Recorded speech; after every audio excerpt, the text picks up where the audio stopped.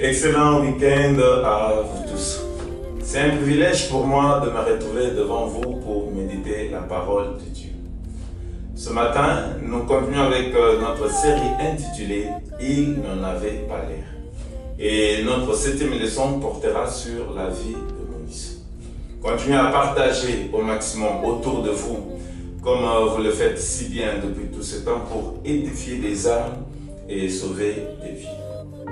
Alors, après avoir fui l'Égypte, car rejeté par ses frères et recherché par Pharaon pour la mort de l'Égyptienne, nous sommes dans Exode chapitre 3 et 4. Moïse trouve à Madian une seconde vie, pensant avoir mis une croix sur son passé et sa vie en Égypte.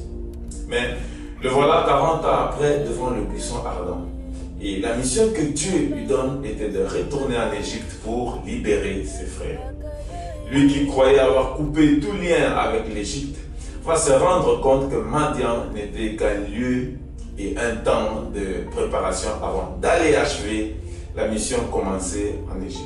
Avec cette fois-ci, l'ainsi dit l'Éternel.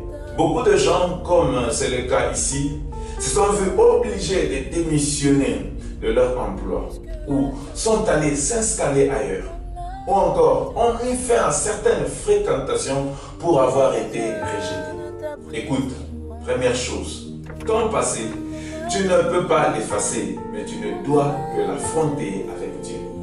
Et j'ai une bonne nouvelle pour quelqu'un ce matin. Écoute ceci, celui qui te trahit aujourd'hui aura besoin de toi demain.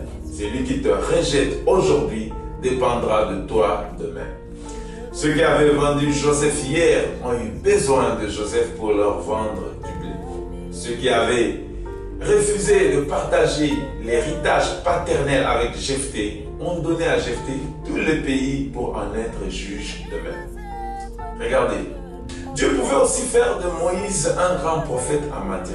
Mais c'est en Égypte, là où il a été rejeté, que Dieu le ramène pour le glorifier aux yeux et par ceux-là même que l'on prie pour un trouble fait. Et jusqu'à ce jour, c'est avec une grande considération que tout juif parle de Moïse. Car tout rejet présent cache en lui-même le germe d'une dépendance future.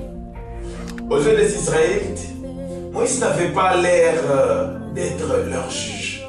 Mais ce même Moïse qu'ils ont rejeté pour ne pas considérer comme juge les fera sortir 40 ans plus tard de la servitude de l'Égypte avec un mandat divin de juge et aussi de libérateur. Car la Bible déclare: voici mon serviteur prospérera, il montera, il s'élèvera bien haut. Tant son visage était défiguré, tant son aspect différait de celui des fils de l'homme, de même il sera pour beaucoup de peuples un sujet de joie. Combien de fois n'avons-nous pas tourné le dos à des personnes importantes, placées à nos côtés, simplement parce que nous ignorions leur valeur? D'autres sont même allés jusqu'à éliminer des amis qu'ils ont pris pour ennemis. C'est après avoir tourné le dos à son père que le fils prodigue réalisa que son bonheur était lié au dur labeur de son père. Alors, pour ne pas retourner en Égypte, Moïse va présenter des objections et des excuses, allant même de manière croissante pour finir par dire à Dieu d'envoyer quelqu'un d'autre. Il a préféré servir Dieu à Madian à côté du sacrificateur Jéthro et qu'un autre soit envoyé en Égypte. Cette attitude, nous la voyons aussi avec Jonas lorsqu'il a été envoyé à Ninive. Écoute, deuxième chose, ne cherche pas ton élévation dans le confort, car chaque élévation a des douleurs d'enfantement qui lui sont propres. Alors, pour notre 8e leçon, nous parlerons de la vie d'Élie. Abonnez-vous, aimez, partagez, écrivez-nous, commentez. Nous allons vous lire et vous répondre dans un meilleur délai. Quant à moi, je vous dis au revoir et retrouvons-nous le samedi prochain à 6h15 sur Amazing Grace Télévision. Que mon Dieu vous bénisse. Bye.